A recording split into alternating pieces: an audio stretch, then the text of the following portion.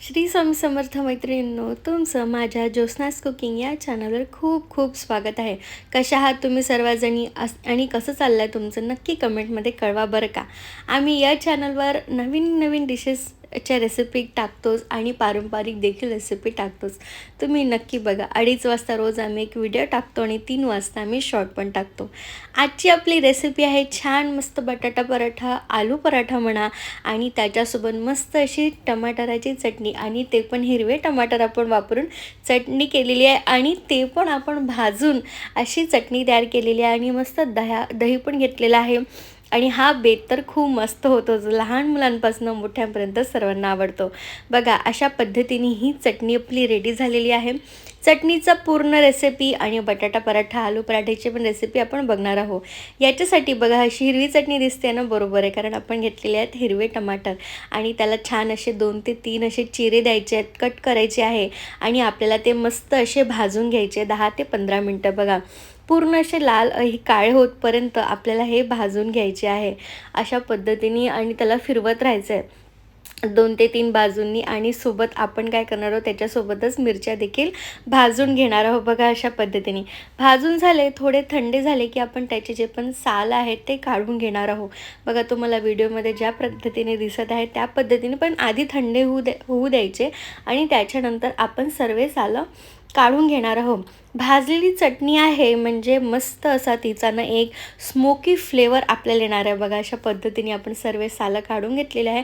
नसेल निघत तर आपण छान अशा सुरीच्या साहाय्याने पण सालं काढून घेऊया आणि त्याच्यानंतर हे टमाटर चिरून घेणार आहोत अशा पद्धतीने. आणि त्यानंतर आपल्याला जे आपण मिरच्या भाजून घेतलेल्या होत्या, कोथिंबीर, लसणाच्या पाकळ्याने थोडा कढीपत्ता घेतलेला आहे, त्याचं आपण छान वाटण करून घेणार आहोत.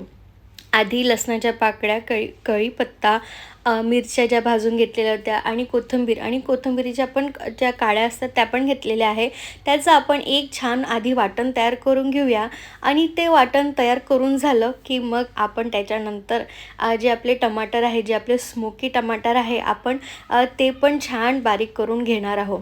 बघा अशा पद्धतीने आणि मस्त खूप छान असं तरतरीत म्हणजे असं चमचमीत आपल्याला मस्त अशा तिखटसर असं आपल्याला वाटण तयार करून घ्यायचं आहे. ते झालेलं आहे.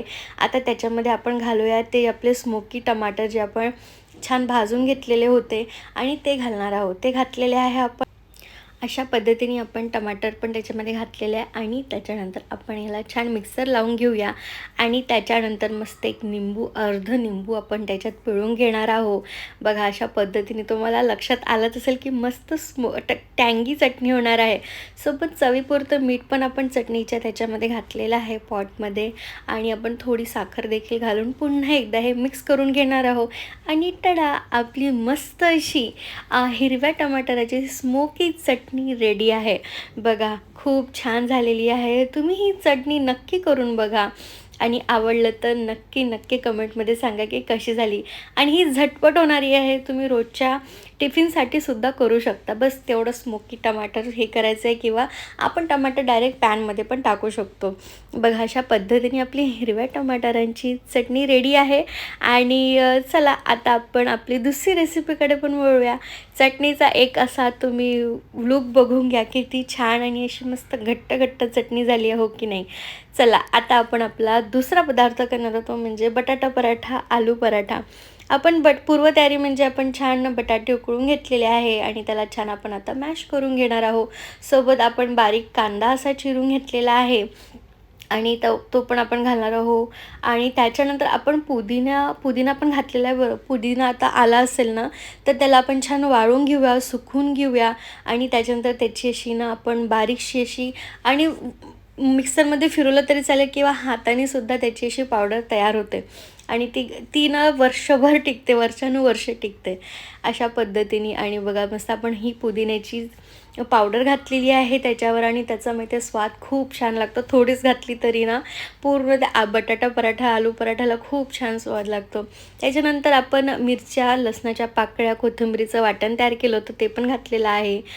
कांदा घातलेला आहे, धनेपूड घातलेली आहे अशा पद्धतीने थोडं तिखट घातलेलं आहे आणि लाल मिरची पावडर तेच आणि चवीपुरतं मीठ घातलेलं आहे. झालं आहे. किती सोपी पद्धत आहे ना बटाटा आलू पराठ्याची आणि खूप मस्त लागते बरं का. आणि बघा अशा पद्धतीने आपलं हे पूर्ण सारण रेडी आहे. आणि पुदिना आपण थोडाच का घातलेला आहे पुदिन्याची पावडर, कारण की थोड्यामध्येच पुष्कळ स्वाद आहे आणि पुदिन्याच्या पानांचा तुम्हाला तर माहितीच आहे किती छान. आणि असंच करून ठेवल्या छोट्या छोट्या गोष्टी की ना आपल्याला कधी पण कामी पडतात आणि छोट्याशा गोष्टींनी आपल्या पण पदार्थांचा स्वाद वाढतो बघा. अशा पद्धतीने आपलं जेवढी सारण तयार होतं बटाटा पराठ्यांचं ते आपल्याला छान असं मिक्स करून घ्यायचं आहे. मिक्स करून झालं की मग आपण छान याचं काय करणार आहोत, याचे छान गोळ बघा किती छान व्यवस्थित मिक्स झालेले आहे. आणि आता आपण याचे छान असे गोळे तयार करून घेऊया, कारण की आपल्याला बनवायचे आहेत बटाटा पराठा. सो आणि आधीच आपण कणिक मळून ठेवलेली होती, पण कणकेचा व्हिडिओ कणिक मळण्याचा व्हिडिओ याच्यासोबतच आलेला आहे, पण ती आपण आधीच मळून ठेवलेली होती. आणि त्याच्यानंतर बघा आणि कणिक पण इतकी छान मळली गेलेली होती ना या पराठ्यांसाठी की खूप छान. बघा अशा पद्धतीने आपण भरपूर असे मोठे मोठे गोळे तयार करून घेतलेले आहेत.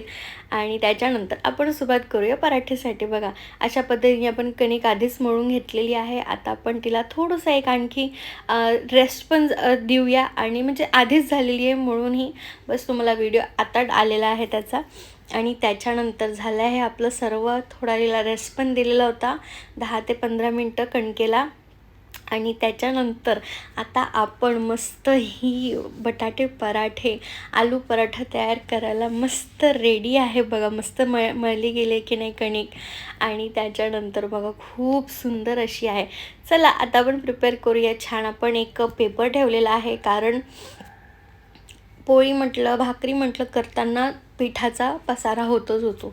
सो आपण छान पेपर ठेवलेला आहे. त्याच्यानंतर मस्त अशी आपण एक गोळा घेतला होता, त्याची छान वाटी तयार करून घेतलेली आहे. आणि त्याच्यामध्ये जो बटाट्याचा आपण गोळा तयार केलेला होता तो पण भरलेला आहे बघा सारण. खूप छान आणि मस्त बघा अशा पद्धतीने किती फुल ऑफ बटाटा म्हणजे आलू पराठा तर एकदम मस्त होणार आहे. त्याच्यानंतर थोडासा पिठाचा हात लावून आपण हलक्या हाताने त्याला लाटून घेणार आहोत बघा अशा पद्धतीने. आणि सोबतच आपण तवा पण गरम करायला ठेवलेला आहे. बघा बटाट्याचं सारण इतकं छान झालं आहे की बघा किती छान इझिली बटाटा पराठा हा लाटला जातो आहे आणि फाटलेला पण होता. थोडासा होणारच आहे कारण ऑब्वियस आहे कणिक आहे. आणि बघा अशा पद्धतीने आपला मस्त बटाटा पराठा लाटून झालेला आहे. आणि मस्त आता आपण त्याला तव्यावर टाकणार आहोत आणि तूप किंवा तेलाने छान आपण त्याला भाजून घेणार आहोत. बघा अशा पद्धतीने आपण बटाटा पराठा टाकलेला, त्याच्यामध्ये कांदे आहे, पुदिना आहे, मिरची, लसणाच्या पाकळ्या, कोथिंबीर याचं वाटण आहे. आणि खूप छान मस्त असा टेस्टीचा तुम्ही पण सुद्धा या पद्धतीचं सारण करून बघा आणि नक्की सांगा बरं कसं होतं आहे ते. बघा आपण आता एक पराठा झालेला आहे तर दुसऱ्या पराठ्याची तयारी सुरू आहे. मस्त असं ठस ठासून त्याच्यामध्ये सारण भरलेलं आहे, म्हणजे खूप मस्त अशी कणिक कुठेच लागणार नाही इतकं सारण आपण त्याच्यामध्ये भरलेलं आहे.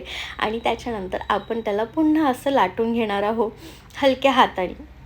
आणि छान मस्त आपले 2 ते 3 पराठे लाटून झालेले आहे. आणि बघा मस्त भाजून झाले, बस आपल्याला भाजून घ्यायचे आहेत आता. मग बघा हा पण पराठा थोडंसं आपण पीठ लावलेला आहे, कारण फाटत असेल आपल्याला असं वाटत असेल की लाटण्याला वगैरे चिपकत आहे म्हणून. तर तो लाटत होता तोपर्यंत आपला हा पराठा रेडी आहे. आणि मस्त आपण याला थोडंसं असं तेल लावूया वरून. आणि बघा मस्त आपला हा बटाटा पराठा रेडी आहे. आणि मस्त आपण दोन्ही एका साईडनी तर आपला भाजून झालेलाच आहे, दुसऱ्या साईडनी पण आपण छान भाजून घेणार आहोत. बघा अशा पद्धतीने मस्त असा क्रिस्पी ठसून आपण त्याच्यामध्ये बटाटाचं सारण भरलेलं आहे. एकदम फुल मील 1 पॉट रेसिपी झालेली आहे. आणि छान मस्त आपण त्याला दोन्ही बाजूने खरपूस भाजून घेणार आहोत. आणि आपली ही रेसिपी रेडी आहे बघा अशा पद्धतीने. कोणाकोणाला बटाटा पराठा आवडतात. आजकाल तर पराठ्यांचं खूप फॅड आहे, जसं पनीर पराठा म्हणा, कोबी पराठा. आणि हिवाळा आला आहे तर भाज्या पण इतक्या आल्या की सर्वच जणी अशा करते की त्या सर्व भाज्या पराठ्यांमध्ये टाकण्याचा प्रयत्न करतात. पण चांगलं आहे ते भाजीचं म्हणजे भाजी न करता पराठाच डायरेक्ट केला तर खूप छान वाटतं. आणि बघा अशा पद्धतीने आपण मस्त सर्व पराठे लाटून आणि भाजून घेणार आहोत. बघा अशा पद्धतीने सर्व आपले पराठे भाजून झाले आहेत, तर लाटून झालेले आहेत आणि आता फक्त आपली बाकी आहे ती म्हणजे प्लेटिंग.